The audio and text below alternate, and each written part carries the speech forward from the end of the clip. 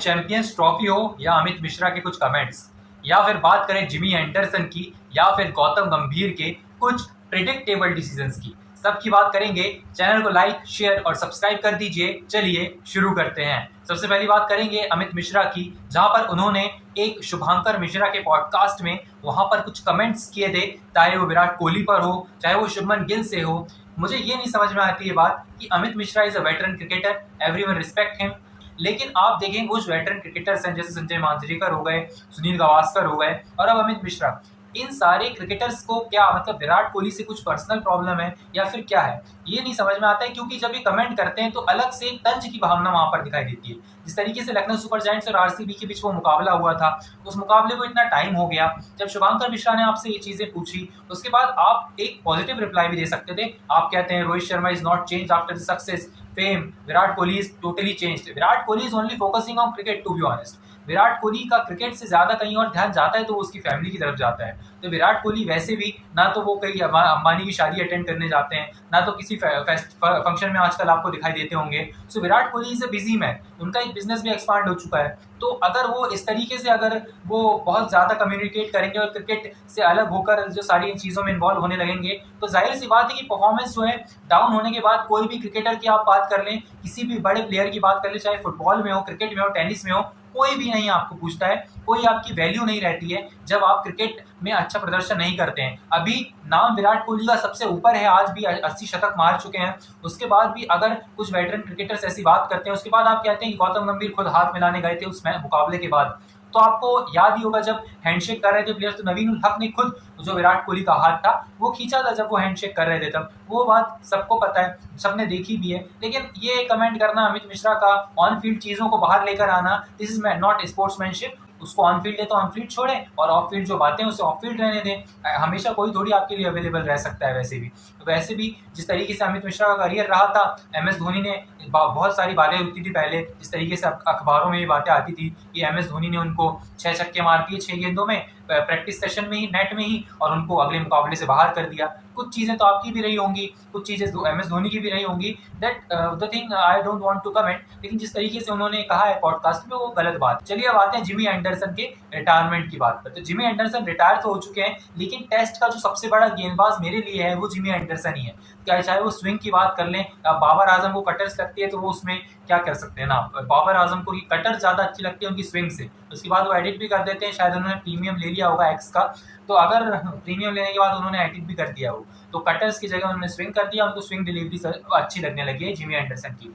मेरे personal point of view से देखा जाए, गौतम गंभीर जरूर चाहते हैं कि मौने मौकल जो है बॉलिंग कोच बने, ये भी अब न्यूज है। पहले विनय कुमार थे, अब ये मुझे लगता है मीडिया हाउस अपने मन से ही न्यूज बनाते रहते हैं। उसके बाद मुझे ऐसा लगता है, मेरा पर्सनल पॉइंट ऑफ व्यू है कि जिमी एंडरसन को क्या अप्रोच कर सकती है बीसीसीआई। मुझे नहीं लगता कि वो यस कहेंगे अभी, लेकिन एक बार अप्रोच करना तो बनता है एज अ बॉलिंग कोच, क्योंकि उनसे बड़ा गेंदबाज टेस्ट क्रिकेट खेला हुआ, जिसको गेंदबाजी की इतनी टेक्निकलिटी की समझ है, इतनी स्विंग की समझ है, चाहे वो इन स्विंग हो, आउट स्विंग हो, गेंद तरीके से किस कंडीशन में डालनी है और ओवरसीज में आपको अगर काम आएगा, तो ऐसा बॉलिंग कोच क्यों नहीं चाहिए टीम इंडिया को, जरूर चाहिए। तो बीसीसीआई को एक बार अप्रोच जरूर करना चाहिए, लेकिन मुझे नहीं लगता है कि अभी क्योंकि उन्होंने रिटायरमेंट ली है तो फिलहाल वो ऑन बोर्ड हो पाएंगे, लेकिन मुझे ऐसा लगता है कि एक बार अप्रोच जरूर करना चाहिए।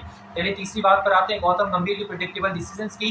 प्रेडिक्टेबल डिसीजन ये है कि न्यूज आ रही है कि श्रीलंका टूर पर गौतम गंभीर चाहते हैं कि विराट कोहली, रोहित शर्मा, जसप्रीत बुमराह, हार्दिक पांड्या खेले। लेकिन हार्दिक पांड्या की अगर बात करूं, फिलहाल हार्दिक पांड्या बाहर हैं। बात करते हैं कुछ प्रेडिक्टेबल डिसीजंस की गौतम गंभीर के, तो गौतम गंभीर का जहां तक मेरा पर्सनल पॉइंट ऑफ व्यू है, जो ये सोर्स है वो सही होगा, क्योंकि जिस तरीके से गौतम गंभीर का अप्रोच रहा है वो एक तरीके से ठीक भी है कि विराट कोहली, रोहित शर्मा और जसप्रीत बुमराह को जरूर खेलना चाहिए, क्योंकि बहुत कम ओडीआईज बचे हैं चैंपियंस ट्रॉफी के पहले और टीम इंडिया की प्रैक्टिस होनी बहुत जरूरी है। विराट कोहली को अगर 101 शतक पूरे करने हैं तो उन्हें ज्यादा से ज्यादा ओडीआई सीरीज खेलनी होगी। अब T20 से उन्होंने संन्यास ले लिया, जाहिर सी बात है वो अवेलेबल होने ही चाहिए, चाहे वो विराट हो, रोहित हो, जसप्रीत बुमराह हो या फिर वो हार्दिक पांड्या। पर्सनल रीजंस हैं आपके जो भी हैं, लेकिन अगर टीम इंडिया की बात आती है और जहां पर रिकॉर्ड्स की भी बात आती है, जहां पर बात आती है कि आपको प्रैक्टिस करनी चैंपियंस ट्रॉफी से पहले, तो हार्दिक पांड्या को जरूर अवेलेबल होना चाहिए और बाकी 3 प्लेयर्स जो हैं लेजेंड्स हैं उन्हें भी अवेलेबल जरूर होना चाहिए। उससे विराट कोहली का भी फायदा है कि उनकी जो 80 सेंचुरीज हुई है अभी, तो फिलहाल जिस माइलस्टोन पे हैं वो, उससे शायद श्रीलंका सीरीज में वो एक लेवल ऊपर हो जाएं, 1-2 सेंचुरीज आ जाएं उनकी इन 3 मुकाबलों में ओडीआई सीरीज में। अगर बात करें चैंपियंस ट्रॉफी की, तो चैंपियंस ट्रॉफी में हमने यहाँ पर देखा हुआ है जो पाकिस्तानी क्रिकेटर्स हैं या फिर पूर्व क्रिकेटर्स हैं, जो फॉर्मर क्रिकेटर्स हैं, वो ज़रूर चाहते हैं कि इंडिया आए, खेले, लेकिन यार इस तरीके से क्रिटिसाइज़ करना, जिस तरीके से आपके मुल्क के हालात हैं, जिस तरीके से हमने देखा हुआ है कि श्रीलंका की टीम जाती है, न्यूज़ीलैंड की टीम जाती है, तो थ्रेट्स मिलती हैं, उसके बाद फिर बाबर आज़म को आकर वहाँ पर प्रेस कॉन्फ्रेंस में बोलना पड़ता है कि हाँ, ये जो हुआ गलत हुआ, ये सब नहीं होना था। तो आप क्या हैंडल कर लेंगे अगर इंडियन टीम आती है, होटल में कहीं अटैक की प्लानिंग हो जाती है या फिर कुछ ऐसे थ्रेट्स मिल जाते हैं पीसीबी को? पीसीबी वैसे भी कुछ हैंडल नहीं कर पाता है। Everything is out of control in PCB to be honest. अगर पीसीबी अगर ये सब नहीं करना चाहता, जका अशरफ आए, अभी मीटिंग वगैरह हुई, सरफराज वगैरह को बुलाया उन्होंने, देखते हैं आप कितने डोमेस्टिक प्लेयर्स वो लाते हैं पाकिस्तान की टीम में, ये बहुत अच्छी बात होगी देखने लायक। लेकिन अगर मैं बात करूँ पर्टिकुलरली चैंपियंस ट्रॉफी की ना, तो दुबई में मैच होंगे, श्रीलंका में मैच होंगे टीम इंडिया के, और एक सेमीफाइनल और आई थिंक फाइनल भी शायद जो है दुबई या फिर अबू धाबी या फिर श्रीलंका में किसी स्टेडियम में कोलंबो में खेला जाएगा फाइनल। लेकिन मुझे ऐसा लगता है कि Sharjah, Dubai, Abu Dhabi are the preferred, जो कि पहले 3 प्रायोरिटीज़ होंगे, उसके बाद श्रीलंका का नाम आएगा। बांग्लादेश बहुत दूर है, वो चाहते ज़रूर है कि वो होस्ट करें, को होस्ट बने इंडिया के मैचेस के लिए, लेकिन फिलहाल नहीं हो सकता है। फ्लाइट्स अरेंज करवानी पड़ेगी आईसीसी को, वो सब हो जाएगा, BCCI will contribute for that.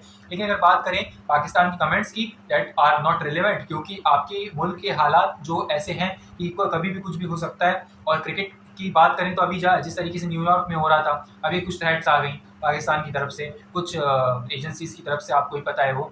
लेकिन अगर बात करें ऐसी एजेंसीज़ की जो कि थ्रेट्स देती रहती हैं और कुछ भी कर सकती हैं, तो ऐसे माहौल में अगर टीम इंडिया वहाँ पर जाती है तो ये एक अच्छी बात नहीं है। और टीम इंडिया को ज़रूर बीसीसीआई का अच्छा डिसीजन ये है कि उन्हें ऑफिशियली आईसीसी का ऑफिशियल एक आ जाना चाहिए अभी तक स्टेटमेंट कि चैंपियंस ट्रॉफी में इंडिया के मैचेस जो होंगे वो दुबई, अबू धाबी, शारजाह या श्रीलंका में से कहीं एक स्थान पर होंगे। Thank you so much for watching. I will meet you in the next video. Till then stay tuned.